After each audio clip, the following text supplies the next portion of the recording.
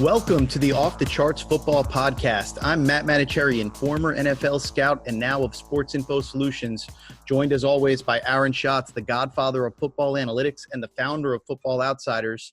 Our producer, Justin Stein, is off today, but Mark Simon is in to produce and edit the show. And later on, we will also have a special segment with Alex Vigderman where we talk about some of the updates that have been made to total points and some of the nitty-gritty that goes in behind that. So you won't want to miss that later. But up first, Aaron, how are you heading into Week 17? I feel weird. It's a weird week. It's weird to be between the holidays. It's weird to, not do as much work as usual, but there's this huge amount of work that's like hanging over the horizon because there's 6 wildcard games this year.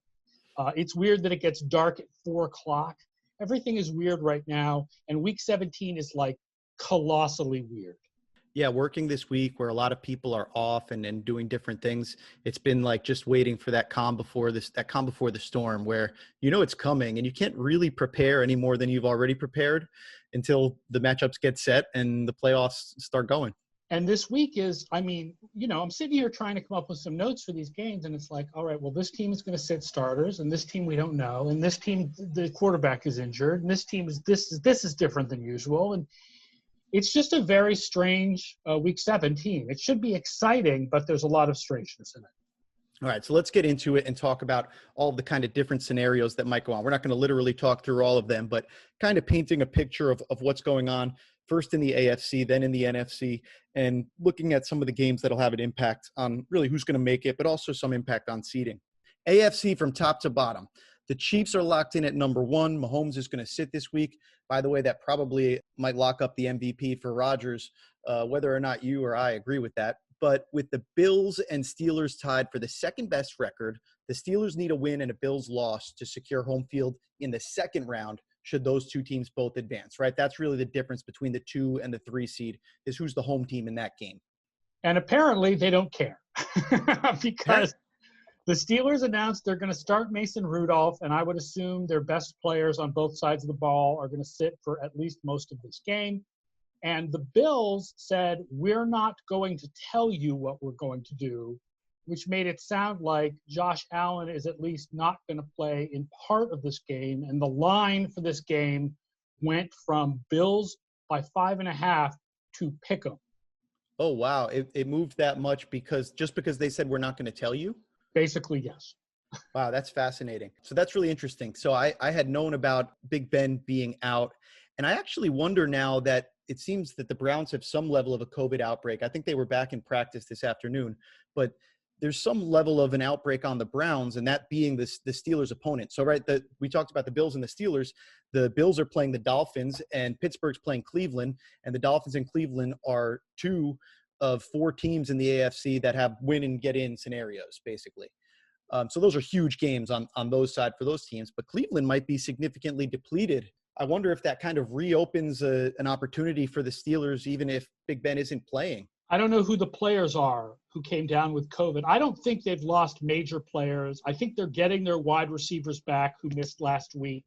So I don't think it's that big a deal unless there are positive tests to come that we just don't know about yet. Right, and you find out the day before a game that an entire position group won't be playing or something like that. I'm curious what your feeling is about Tua Tagovailoa so far this year, because it's interesting. Points earned actually has him and Fitz fairly similar. There's a gap between them in DVOA basically because of last week, because Fitz was good last week and Tua was bad. Fitz is now 13th and Tua is 23rd. Other stats like ESPN QBR has an even bigger difference between the two of them, where Fitz is 6th and Tua is 25th. And I'm curious if you have a thought about how you feel Tua has done this year and whether you think that Brian Flores is right to be starting him in this game. Well, I want to start off with Flores because I think that looking at the Dolphins and looking at what they've done, not just this year, over the last 2 years, it's really difficult to question Brian Flores. And I'm the weird analyst who kind of always comes down on the side of, I've coached football games before, and I know coaches have a lot of really good reasons for doing things. And it almost seems silly to me to be questioning from where I'm sitting, from the view that I have what Brian Flores is doing. So I'll start off by saying I don't really care about my opinion as much as I respect what he's doing either way. And I think he's managed it really well. But when it comes down to it, I think if you're looking at things honestly, which it appears that he is, you can't be sold that Tua is the quarterback of the future. It was one thing watching it on the TV copy, but I went back in and checked out the All 22 this week to get a better feel for things. And it's not that the Dolphins run a different offense when Tua's in the game versus when Fitz is in the game. Yes, there was more hurry up involved, obviously, what was going on there, but they do the hurry up stuff with Tua too. And they've had success at parts of the season with Tua also. But the number, the Dolphins have nobody getting open down the field. It's not like he's just not throwing to guys that are wide open and he's refusing to pull the trigger. He's kind of being rightfully cautious about things.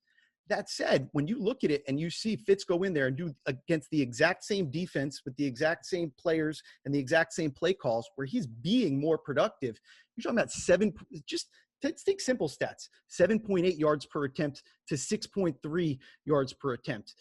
Now, along with that, that advantage for Fitz is he's got 8 interceptions while Tua has just 2. And I mean, you're talking about 268 throwing passes for Fitz, 232 attempts for Tua. They both played in 9 games, so they've really played very similar amounts. Yeah. But the total points and even traditional quarterback rating has them really neck and neck. Slight advantages for Fitz, even though you have that 7.8 yards per attempt to 6.3. And I think most of that comes down to turnovers, and turnovers are both very valued in both stats. And for all of these reasons, I kind of love Flores' strategy of let's start the game with Tua. Let's try to rely on the defense and the sort of game management approach so that we don't lose the game in the first half. But then if we haven't won the game by the time it is the second half, we have the option to put in kind of the more high variance player, which is Fitzpatrick. And I think he's smart to not fall into the trap of, oh, no, let's start Fitzpatrick, because we've seen that movie before. Flores knows Tua's psyche, right? So, is this going to affect Tua's psyche? I would think Flores would have a good insight on whether it is, and it sounds like it doesn't affect him that much. So, well, can we be anti-quarterback coddling? Let's just say Flores doesn't coddle any other players at any other positions. I love that he doesn't coddle Tua like that. Do I want Tua to be successful? Absolutely. But you can't question that why not allow him to be pulled from the game just like anybody else? They're trying to win the football game. And when it ties into this game is if Buffalo is going to sit people at halftime, it really sort of brings up the possibility of Fitzpatrick coming in at halftime and leading another comeback victory. That would be quite the narrative heading into the playoffs, so that him winning that game. So if they do win, they'll get the 5 seed and they'll play at the AFC South winner, which if the Texans win, that'll be the Titans win, that'll be them. Yes. And then the other game, right, is the Steelers in Cleveland. And I really don't think we have to talk about this one much. Everybody in the know assumes the Steelers are just sitting a lot of people. Cleveland is favored by, is it up to 14? Is it up to, it's like 10? As double digits something, yeah. Yeah.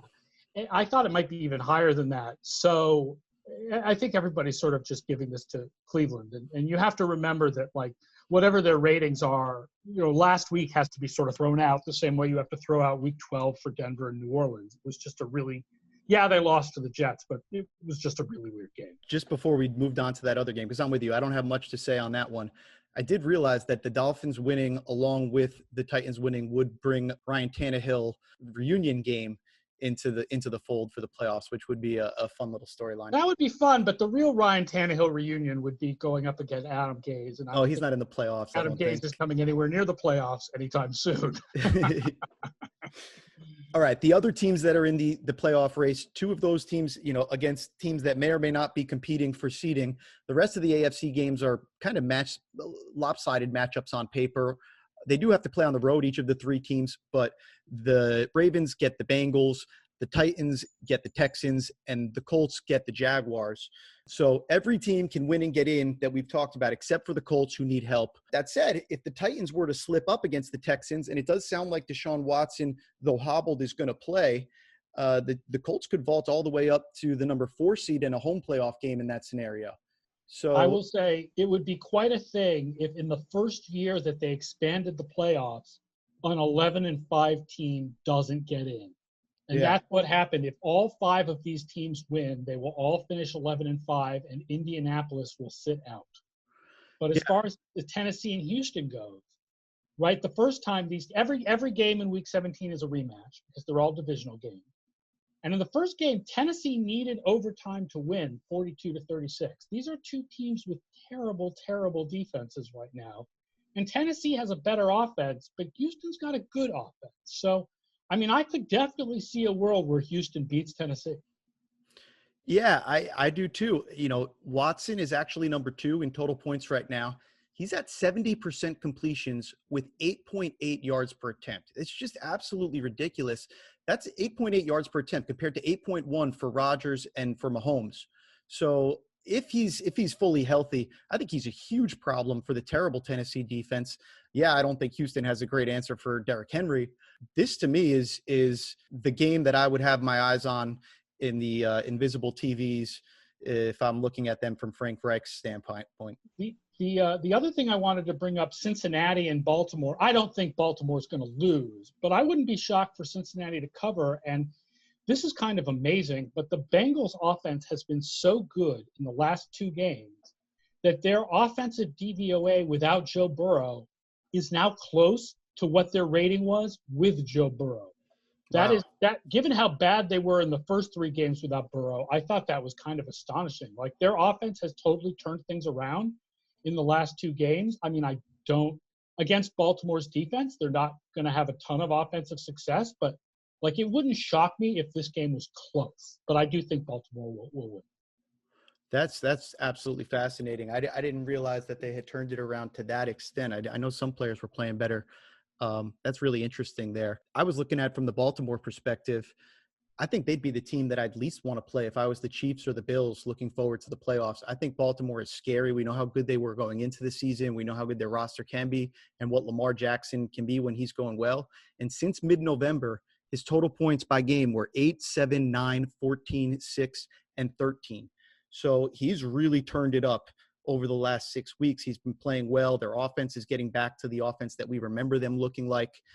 Sure, they haven't played any competition, and their defense has declined a little bit also. Their offense has gotten better, but their defense has declined a little bit. We still haven't seen their defense do it against any offense that's worth talking about. So that'll be the challenge when it comes to the playoffs. But they'd be the team for me. I don't know, besides the Chiefs and Bills, who I assume would be number 1 and number 2 on your list.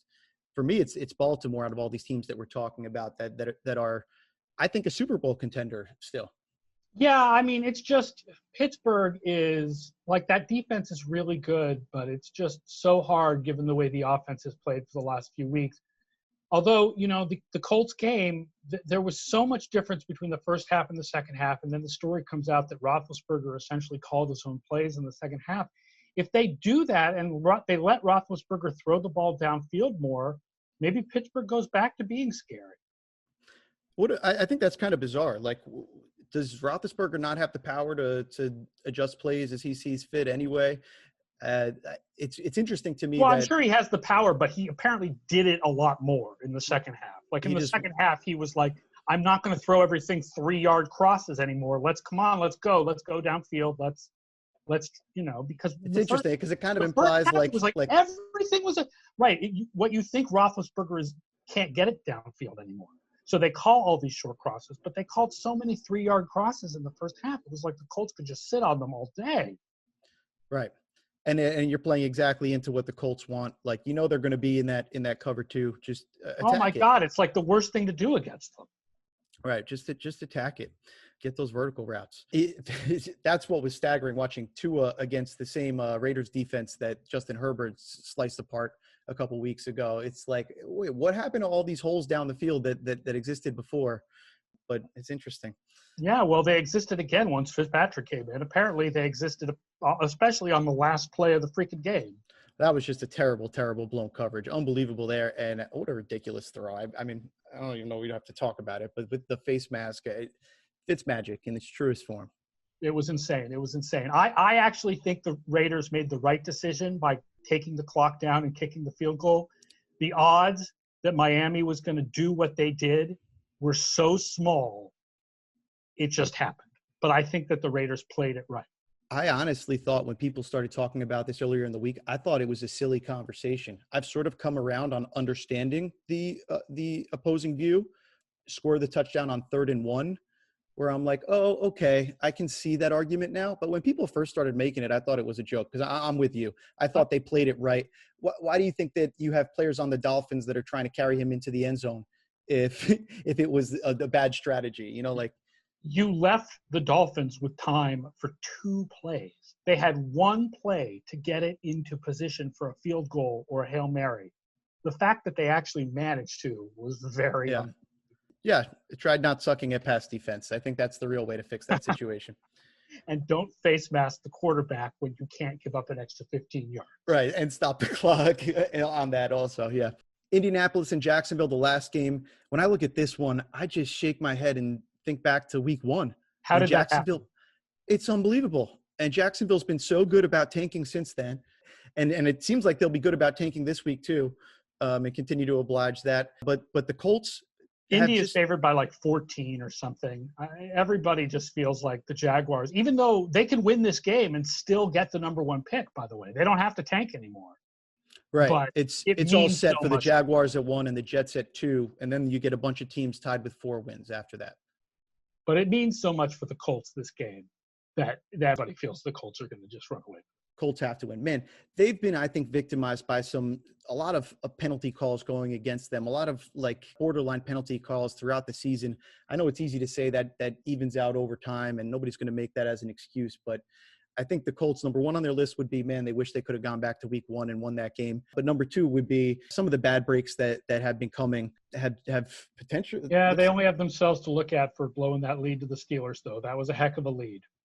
Yep. No doubt about it. Really, really disappointing stuff. Rivers, I think we talked about it going into the last game that Rivers couldn't lose the game.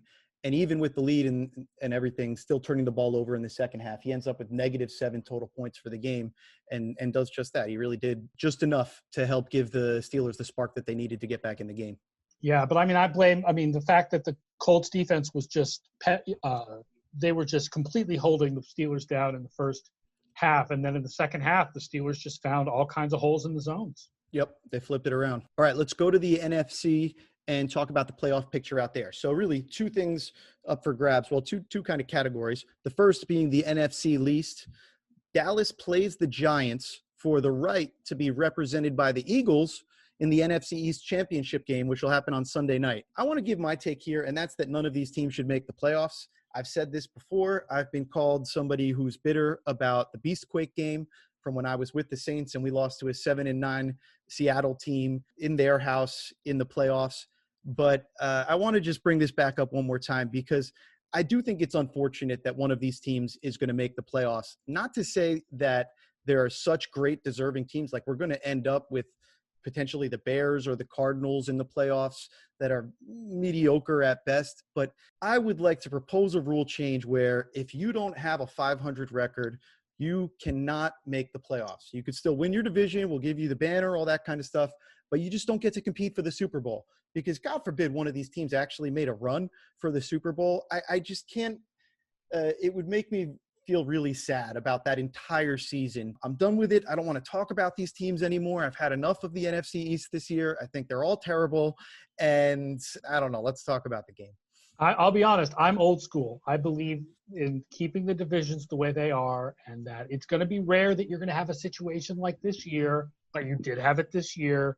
And I'm old school. I think give the division winner a playoff game. All right. Well, you're going to win this time, and the division winner is going to get a home playoff game. Let's talk about that Dallas Giants game first, because that'll be chronologically how it happens.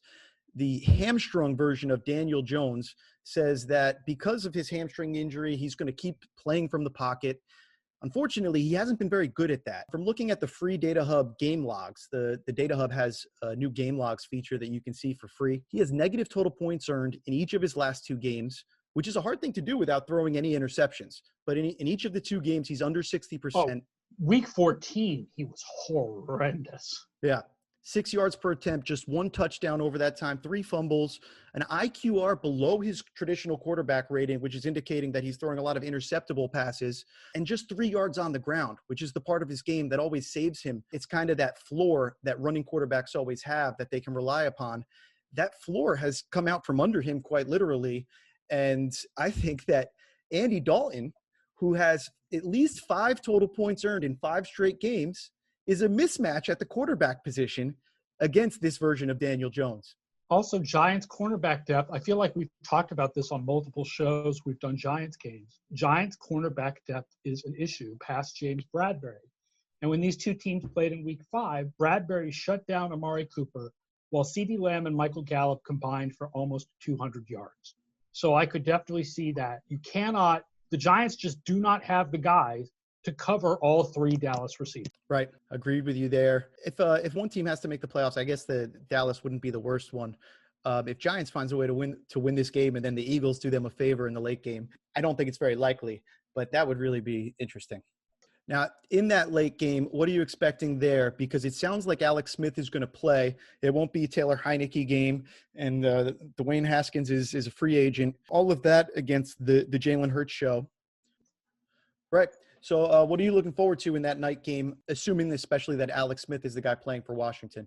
In the first game, it was Dwayne Haskins, and Washington won, and this was way back in week 1. They won with short drives where the defense got the ball back in good field position. Their touchdown drives were 20, 45, and 48 yards. So that's how Washington wins games. Washington is 30th in offensive DVOA and 2nd on defense. And Alex Smith hasn't been much better. He's been better than Haskins, but Alex Smith has been about as good as the Washington total team rating because of the Kyle Allen games are better and the Dwayne Haskins games are worse and the Alex Smith games are in the middle, which means he hasn't been good. He's a wonderful comeback story, but he hasn't been good this year. And as far as the Washington defense, the one weakness that they have is they're 24th against tight ends. Dallas Goedert had 101 yards and a touchdown back in week 1. So I would worry about Ertz and Goedert in this game. And what about psychologically, how you look at this one? Do you think that the Eagles are going to show up for this game? I never know how much teams in the NFL take the division rivalries seriously.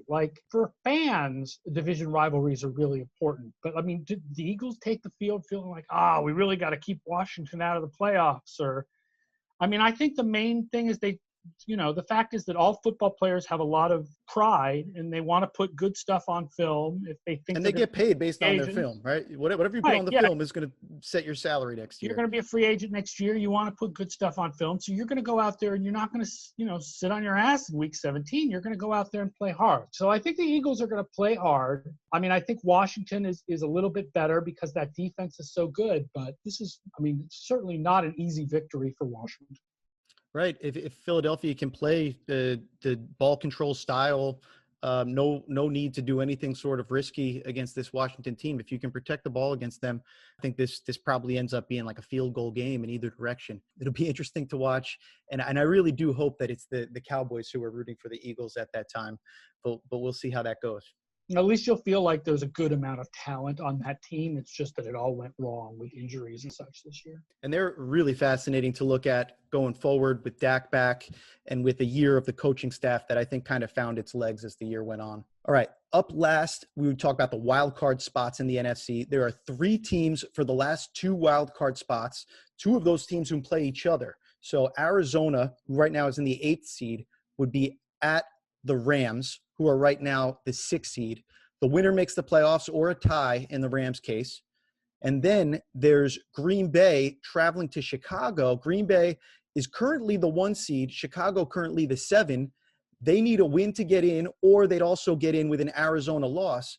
But they're also going to be playing against the Packers team that could still get leapfrogged by the Seahawks for the bye. So Green Bay has something legitimate to play for in this one. And the Saints, by the way. It is possible for the Saints to get the bye. If all 3 teams tie, right, the Saints win the 3-way tie. If the Packers win, they get the number 1 seed. If the Packers lose and the Seahawks win, it goes to the Seahawks.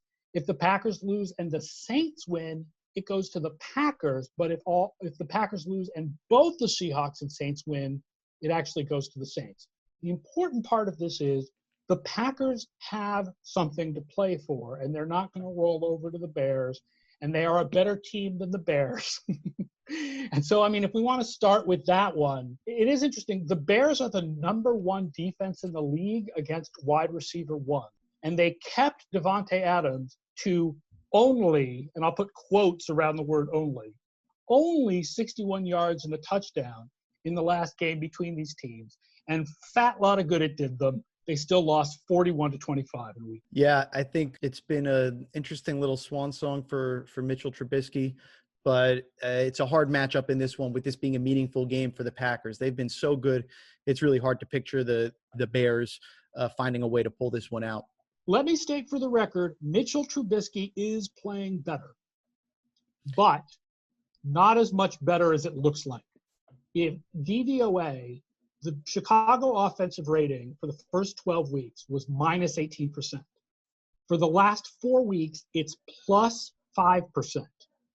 But if you look at it without opponent adjustments, it would be plus 18%. Mitchell Trubisky has played better once you adjust for the opponent, but you got to do a lot of adjusting for opponent for the easy teams that he's played against. Now, the Packers have an average defense. They haven't been a bad defense this year. They've been a very average defense this year. So, I mean, Trubisky's not going to be able to pick on them the way he could the Jacksonville Jaguars. And to your point, a lot of Trubisky's quote-unquote success has been a lot of other people's success, and not just his. It's been a lot of, throw this screen pass out here and let somebody else do the work. And because of that, over the last 5 games when he supposedly played well, we've got him with just 1 total point earned over that time, which is obviously significantly below average. That's even considering 5 points earned against the Jaguars. He was at -4 for the 4 games before that. So it's not like somebody that's a world beater out here. No, this is not a streak you sign a guy to a contract based on. Please, Chicago, we're begging you, don't do this. Yeah, we'll see how their quarterback even if you make the is. playoffs. Even if you make the playoffs, don't. And that's also interesting. Even if the Bears lose, they can still make the playoffs if Arizona loses. And I think on the surface, looking at the Arizona-Rams game, I'd like the Rams as a favorite, even kind of even with the backup quarterback, because now this is the weirdest game of the week. So weird. Because you've got no Cooper Kupp and no Jared Goff for the Rams. And you've got a hurt Kyler Murray, who is apparently playing. But if he gets more hurt during this game, the backup is Chris Streveler, who's like a CFL refugee. Right.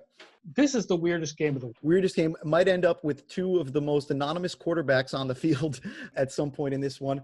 But when you look at the way that the teams are built, the Rams are really built defensively. I still think they present a tough matchup for the Arizona offense based on, Arizona has not been playing really strong football. No, their offense has been declining over time, and they're now 20th in offense, the offensive DVOA, and 22nd in weighted offense. And then you flip it around, and even though I have no idea what the Rams offense is going to look like, I like McVay's chances. And I kind of like, if this is a coaching adjustment game, we're talking about Sean McVay against Cliff Kingsbury, advantage McVay, right? Yeah, I would agree with that. Absolutely. The interesting thing is that this kid, what's his name? Wolford. He's apparently much more of a mobile type quarterback. So it's like, what can McVay do with the play action stuff when he has more of a mobile quarterback than Goff, like a different style of quarterback? It'll be sort of interesting to watch. Like, it's the weirdest game, but it's the most interesting game of the week. Yeah, when you see Wolford, you're going to see one of these quarterbacks who's a little bit smaller, kind of more nimble, almost plays quarterback kind of like a second baseman, the way that he's out there.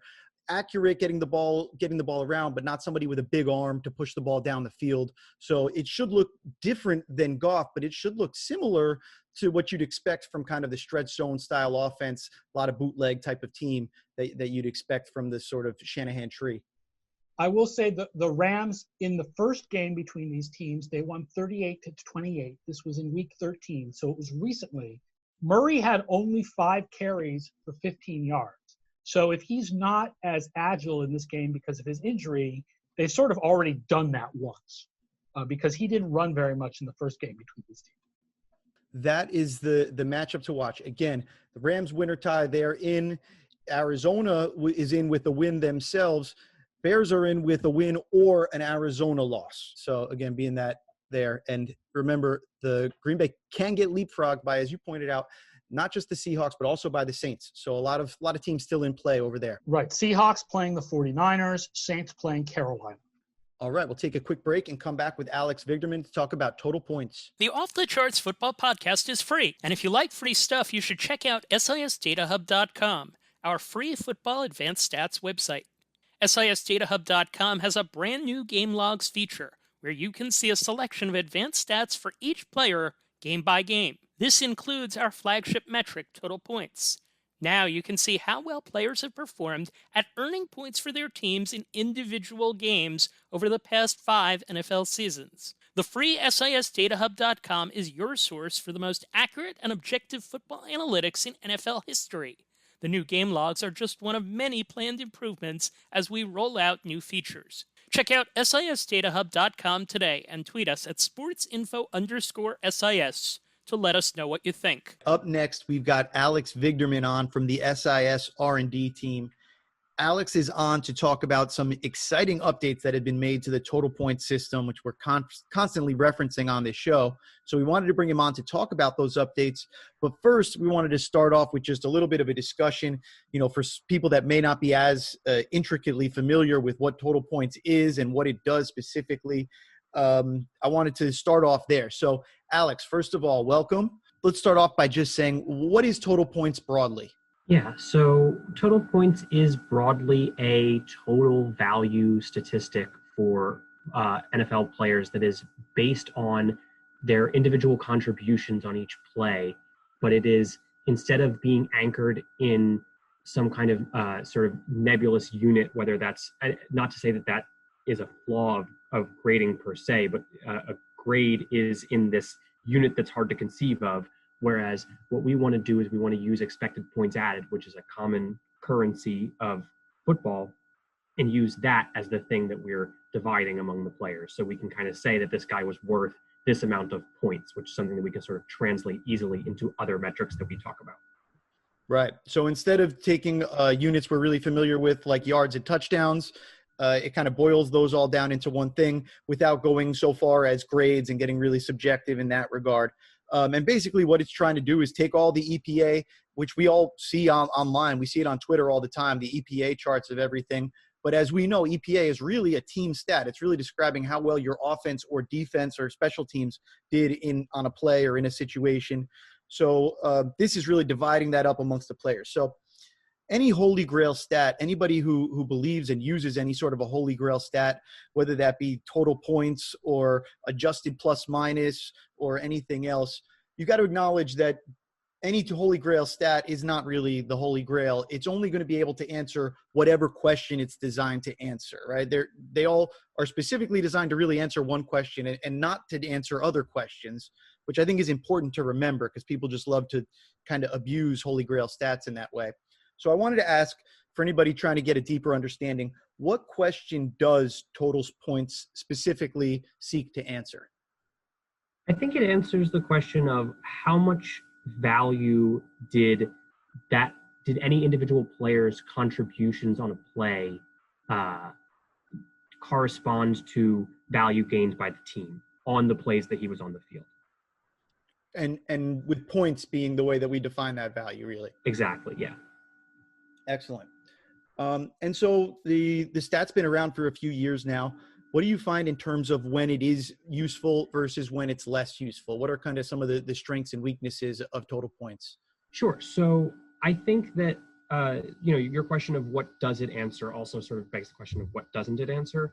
I think that the thing that it doesn't do particularly well is handle the sort of like clutch situations. So whether it's, it's clutch situations and then also correspondingly garbage time, right? So these situations in which the game state really affects how we view expected points added analysis. So whether it's at the end of the game or at the end of the half, where EPA probably should be blended into win probability added, that's a scenario in which EPA-based metrics will potentially be problematic. And then also just overvaluing performance on third and fourth down, where obviously those things are important in terms of how well a team does, but is not necessarily as important in terms of how we evaluate players and how we determine their skill.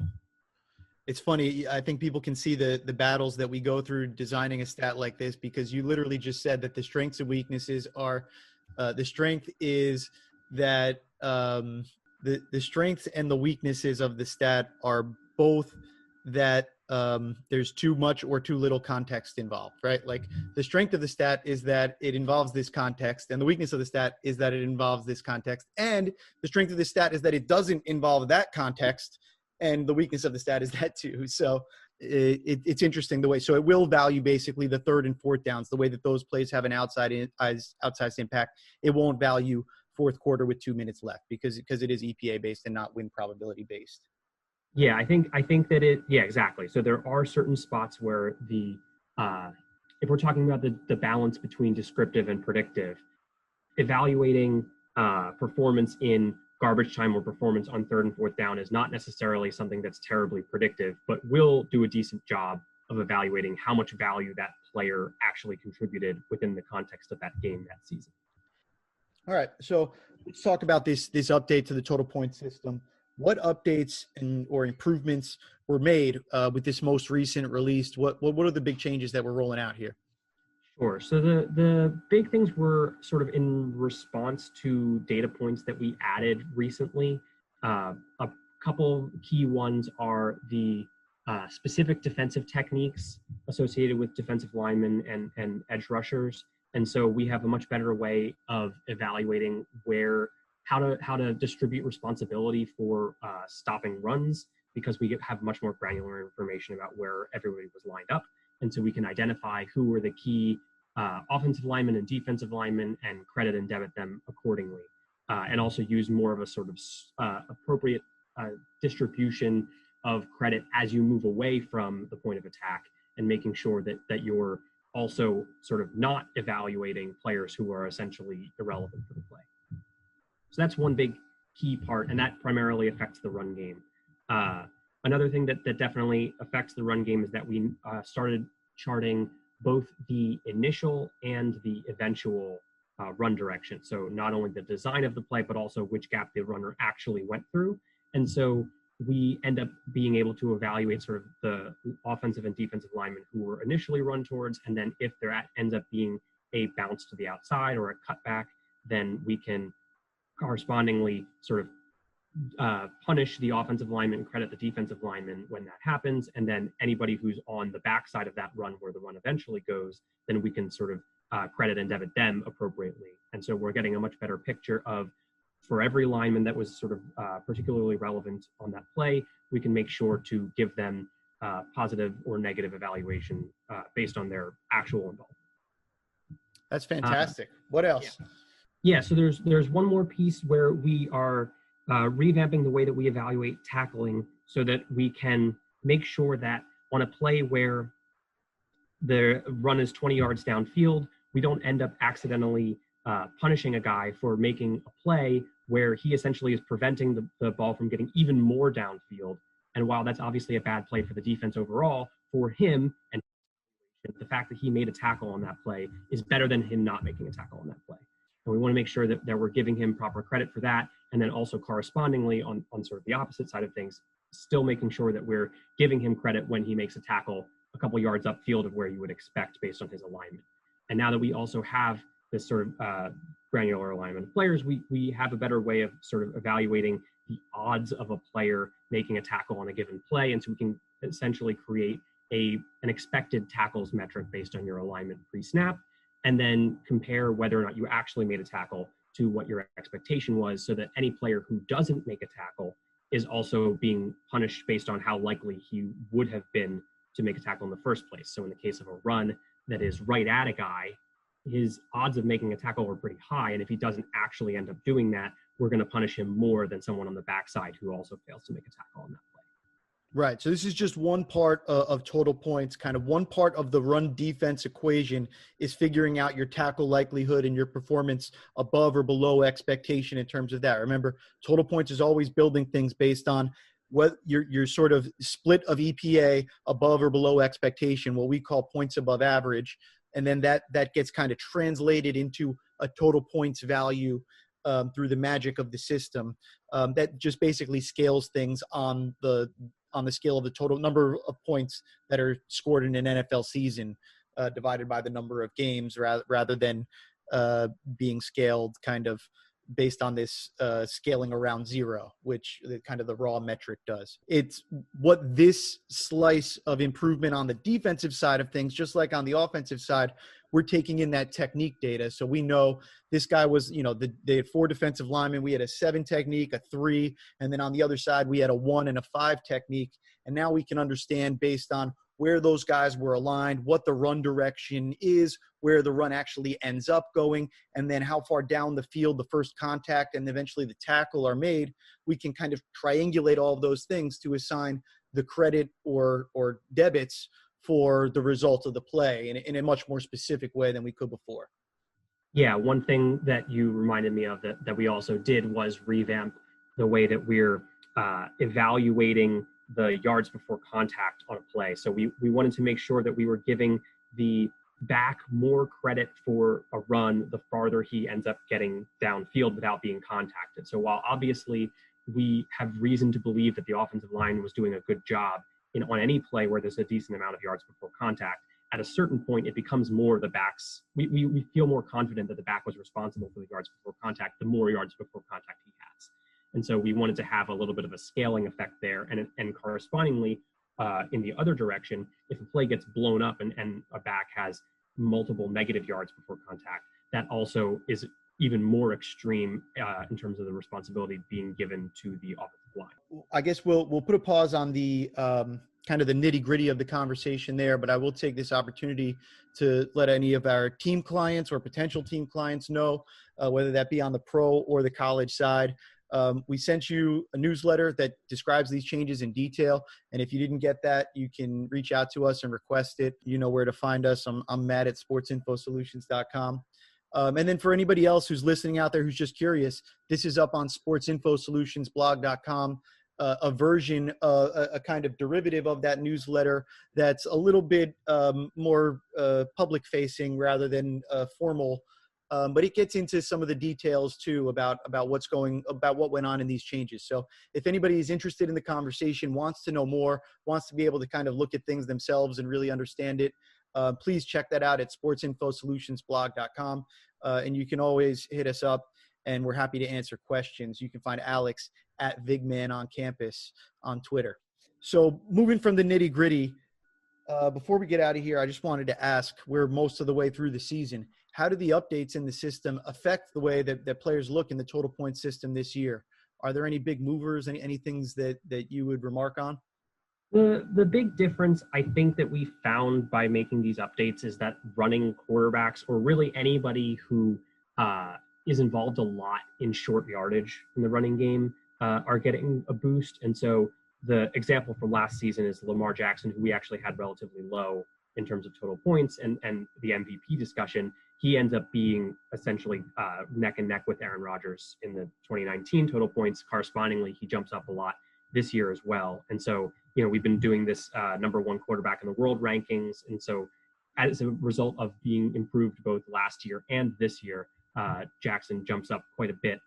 Although obviously he's had a subpar year by his standards, he definitely gets lifted a lot. Correspondingly, so does Kyler Murray and Russell Wilson and these other guys who are more, not because they're scrambling more, it's actually just because they're more likely to be involved in short yardage runs, quarterback sneaks, etc.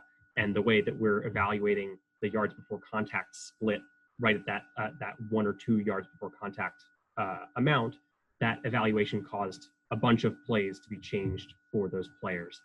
The other not just those short yardage runs, but also some long runs where they're untouched too. Yeah, that's true. The fastest players in the league, and when you break a long run, I think the system now does a better job of understanding how much of that was the offensive line, and then once you're 70 yards downfield, how much of that is you. Yeah, and for the quarterbacks, they're pretty likely to be uncontacted when they make those big runs. And so, yeah, in those scenarios, we are giving them a little bit more credit than we would otherwise. Another place where we're definitely seeing some changes on the defensive side, especially defensive backs, now that we're doing a better job of evaluating how likely a player was to make a tackle in a given situation and changing the value of that tackle depending on how far up or downfield it was. A lot of defensive backs who were, box safeties or guys who make a lot of tackles in the run game, those guys changed a fair amount. So the Buda Bakers of the world, There's definitely a little bit of movement there. But at the end of the day, we ended up with a list of the top defensive backs in terms of points saved through last week. It was Tre'Davious White, Xavier Howard, Malcolm Butler, Carlton Davis, Kyle Fuller, Jair Alexander. So the list of names that we end up with there after some of this movement, where some of the guys who were making big plays in the running game are actually getting sort of pulled back to the pack a little bit, that list that we end up with looks pretty good to me, at least. Yeah, I think it matches. And as much as I could understand people that follow what we do being frustrated, saying, wait a minute, last year you guys said Lamar Jackson wasn't that good. Now you're saying that he led the league in total points. What gives with that? To those people, I would say we are very, very young in terms of understanding how this game works. And anybody who thinks that they really understand this game on a super deep level, I think is kidding themselves, whether they're a football expert or an analyst or anywhere in between, because there's a whole lot that we have to learn. And as we get better data and as we can perform more robust analysis, we're going to keep improving things. So sorry if you don't like that it changed, but the good news is we're going to keep getting better, because that's really what we work to do every day at SIS. Alex, thank you so much for coming on the podcast and explaining this all. As I mentioned, you can find Alex on Twitter at Vigman on campus. Of course, you can follow Sports Info Solutions at sportsinfo_SIS, and on sportsinfosolutionsblog.com. Alex has written about it. Please check it out and don't hesitate to reach out if you have any questions. We're happy to answer them and let you know what's really going on behind the scenes. All right. Thank you to all of our listeners. Extra special thank you to Lay Swiggy on Apple Podcasts for the 5-star review. Thank you for helping more people find the podcast. Please, to all the listeners, leave a 5-star review, leave a quick one word, and that's all we need from you.